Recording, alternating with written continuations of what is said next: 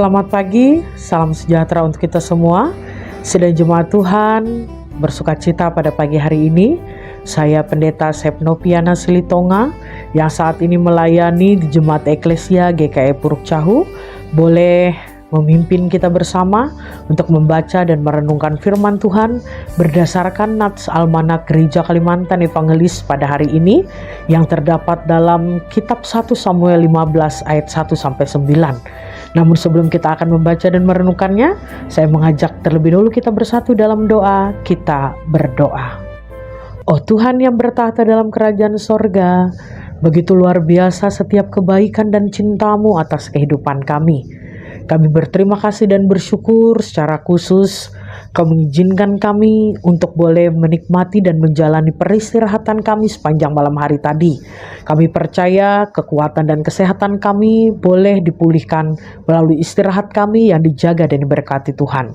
Pada pagi hari ini, Engkau izinkan kembali kami untuk membuka kedua mata kami. Napas kehidupan masih boleh Tuhan percayakan. Dan kami boleh memasuki hari baru pemberian Tuhan pada saat ini. Sebelum kami memulai seluruh aktivitas dan kegiatan kami dalam segala tugas tanggung jawab yang dipercayakan bagi kami untuk hari ini, kami mengawali hari ini dengan membaca dan merenungkan firman-Mu, karena hanya firman-Mu satu-satunya dasar yang akan senantiasa membuat kehidupan kami berdampak berkat dimanapun kami ada dan berada.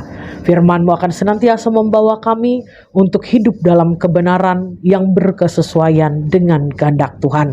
Berfirmanlah bagi kami melalui hamba-Mu pada saat ini, diberkati seluruh jemaat-Mu, di dalam nama Yesus Kristus Tuhan kami meminta. Amin.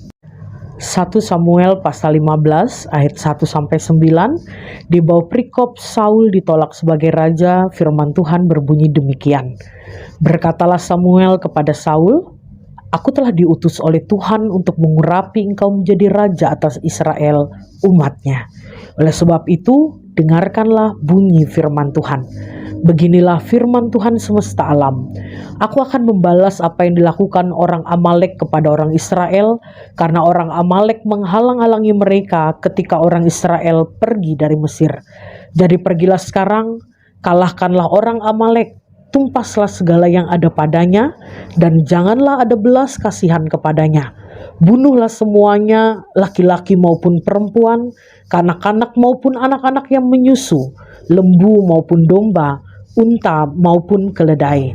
Lalu Saul memanggil rakyat berkumpul dan memeriksa barisan mereka di Telaim. Ada 200.000 orang pasukan berjalan kaki dan 10.000 orang Yehuda. Setelah Saul sampai ke kota orang Amalek, disuruhnyalah orang-orang menghadang di lembah. Berkatalah Saul kepada orang Keni, berangkatlah, menjauhlah, pergilah dari tengah-tengah orang Amalek, supaya jangan kulenyapkan kamu bersama-sama dengan mereka. Bukankah kamu telah menunjukkan persahabatanmu kepada semua orang Israel ketika mereka pergi dari Mesir? Sesudah itu menjauhlah orang Keni dari tengah-tengah orang Amalek. Lalu Saul memukul kalah orang Amalek mulai dari Hawila sampai ke Syur yang di sebelah timur Mesir. Agag, raja orang Amalek, ditangkapnya hidup-hidup, tetapi segenap rakyatnya ditumpasnya dengan mata pedang. Tetapi Saul dan rakyat itu menyelamatkan Agag dan kambing domba dan lembu-lembu yang terbaik dan tambun, pula anak domba dan segala yang berharga. Tidak mau mereka menumpas semuanya itu, tetapi segala hewan yang tidak berharga dan yang buruk, itulah yang ditumpas mereka. Firman-Mu itu pelita bagi kakiku dan terang bagi jalanku. Amin. Saudara-saudariku yang terkasih, saat awal-awal ada di kota Puruk Cahu ini, ada hal yang cukup menyita perhatian saya terkait dengan lalu lintas di kota ini. Apa itu, saudara-saudariku yang terkasih? Karena masih banyak orang yang berkendaraan roda 2 secara khusus atau sepeda motor yang tidak menggunakan helm, baik itu penumpang ataupun pengemudi, bahkan penumpang atau pengemudi yang sama sekali tidak menggunakan helm sebagai pelindung kepala saat berkendara. Tapi yang lucunya, saat ada di lampu rambu lalu lintas, saat lampu lalu lintas itu menunjukkan warna merah, mereka stop. Dan saat berwarna hijau, mereka kemudian berjalan melanjutkan perjalanannya bersama dengan pengendara yang lain.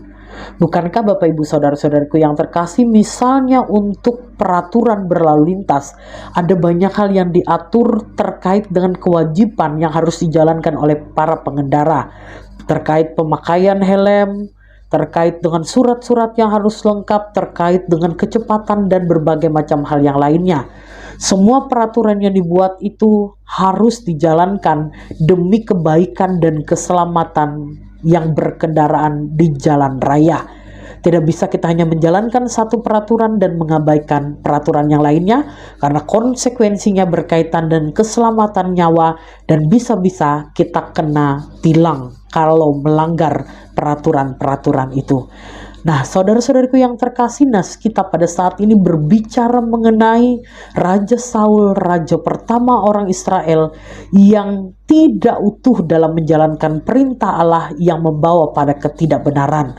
Sesungguhnya cerita ini adalah cerita kedua yang memperlihatkan Saul melakukan apa yang tidak benar di hadapan Allah. Sebelumnya di pasal 13, Saul pernah mengambil tugas imam dari Samuel dengan memberi korban kepada Allah akibat ketakutannya dalam peperangan dengan orang Filistin. Dan Bapak Ibu Saudara-saudariku yang terkasih, bukankah hak untuk memberikan korban itu hanya dimiliki oleh imam ataupun nabi? Bapak Ibu Saudara-saudariku yang terkasih, Saul tidak memenuhi perintah Tuhan secara mutlak.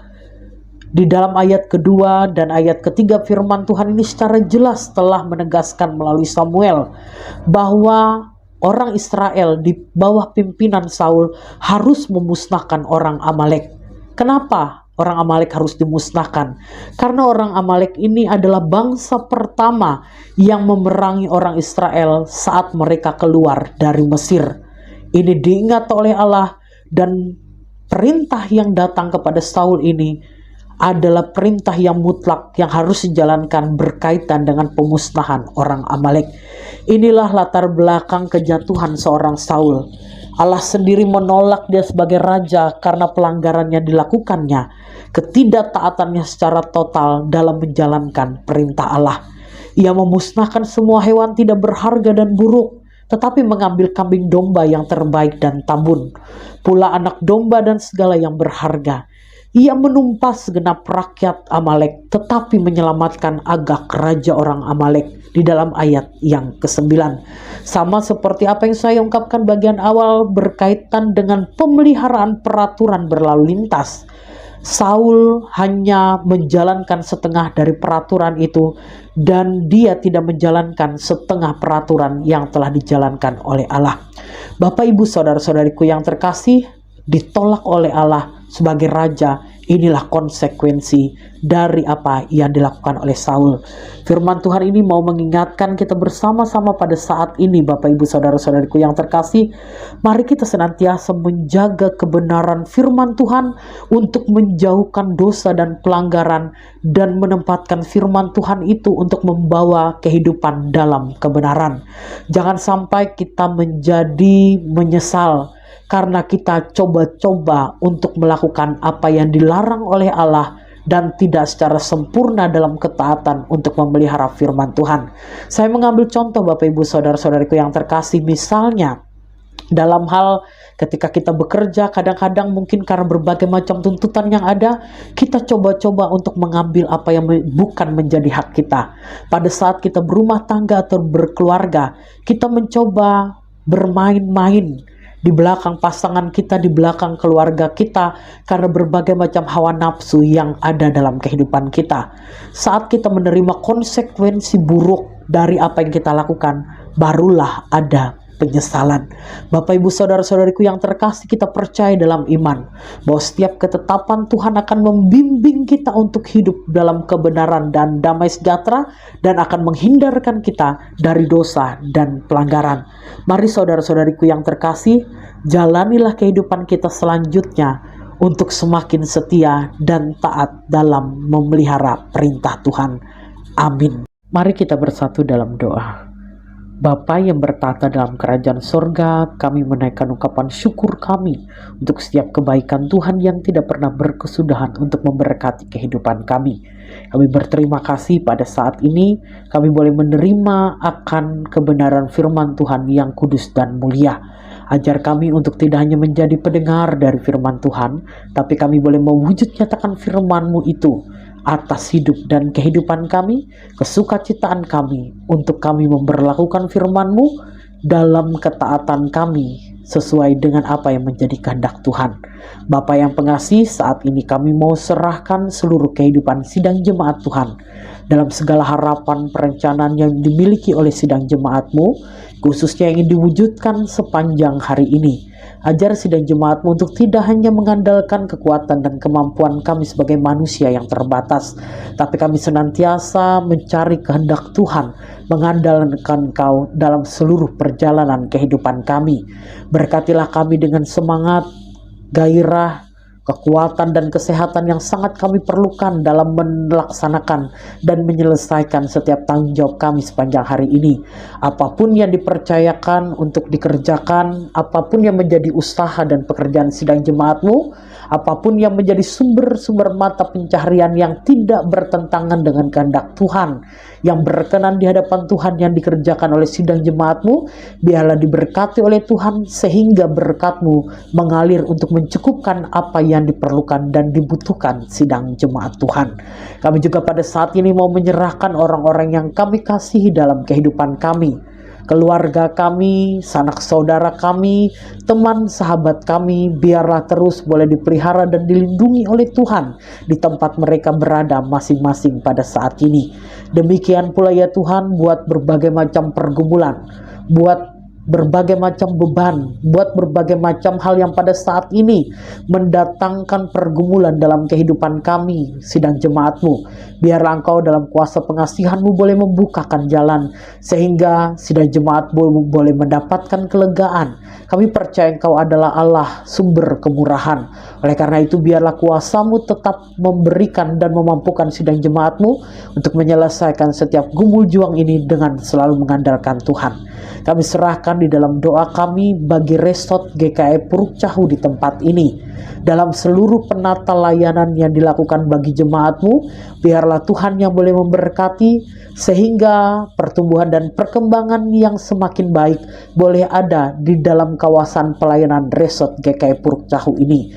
Tuhan memberkati majelis GKI Puruk Cahu, Tuhan memberkati setiap pelayan-pelayan-Mu, pendeta, vikar, demikian juga penatua dan diakon yang telah dipilih di setiap jemaat untuk mengemban tanggung jawab pelayanan bagi jemaat Tuhan, diberkati oleh Tuhan dengan semangat, sukacita, berkat, dan damai sejahtera yang datang dari Tuhan. Demikian pula secara khusus ya Tuhan, kami mau serahkan bagi jemaat Tuhan yang ada di Efrata Wahyu di Rungpundu. Kami serahkan dalam doa kami dalam kebersamaan sebagai satu tubuh Kristus di sana. Tuhan berkati pertumbuhan dan perkembangan jemaat-Mu. Tuhan melindungi setiap pelayanan yang dilakukan. Tuhan memberkati pelayan Tuhan yang bekerja di sana, baik pendeta maupun majelis penatua dan diakon yang melayani. Tuhan berkati sehingga pelayanan yang dilakukan oleh hamba-hamba-Mu ini boleh senantiasa ya Tuhan meneguhkan, menguatkan, dan memberkati jemaat-Mu yang ada di sana. Tuhan yang selalu berkati mereka dalam kebersamaan, melindungi dan menjaga jemaat-Mu yang ada di Efrata Wahyu di Rungpundu. Demikian pula ya Tuhan, kami serahkan bangsa dan negara kami, pemerintah kami mulai dari pusat sampai daerah-daerah, dan secara khusus pemerintah daerah Murung Raya ini. Tuhan berkati setiap pemimpin kami agar boleh memimpin dengan hikmat dan bijaksana, khususnya bagi anak-anak Tuhan yang Tuhan percayakan untuk memimpin dalam tanggung jawab masing-masing di wilayah pemerintah daerah Murung Raya ini diberkati oleh Tuhan, sehingga dalam menjalankan tugas tanggung jawab kepemimpinan senantiasa dalam kuasa hikmat Tuhan bekerja sesuai dengan kebenaran firman-Mu. Terima kasih Bapa di dalam Tuhan Yesus Kristus. Kami serahkan seluruh hidup dan kehidupan kami, segala harapan dan perencanaan kami. Biarlah kasih penyertaan dan kekuatan pertolongan dari Tuhan selalu memberkati hidup kami. Inilah doa dan permohonan kami bukan kehendak kami yang jadi, tapi biarlah kehendak Engkau Allah yang senantiasa menyatakan rancangan damai sejahtera boleh memberkati hidup kami. Di dalam nama Yesus Kristus Tuhan yang telah mengajar berdoa demikian. Bapa kami yang di sorga, dikuduskanlah namamu, datanglah kerajaanmu, jadilah kehendak-Mu di bumi seperti di sorga. Berikanlah kami pada hari ini makanan kami yang secukupnya, dan ampunilah kami akan kesalahan kami, seperti kami juga mengampuni orang yang bersalah kepada kami. Dan janganlah membawa kami ke dalam pencobaan, tetapi lepaskanlah kami daripada yang jahat. Karena Engkaulah yang punya kerajaan dan kuasa dan kemuliaan sampai selama-lamanya. Amin. Tuhan memberkati engkau dan melindungi engkau. Tuhan menyinari engkau dengan wajah-Nya dan memberi engkau kasih karunia. Tuhan menghadapkan wajah-Nya kepadamu dan memberi engkau damai sejahtera. Amin.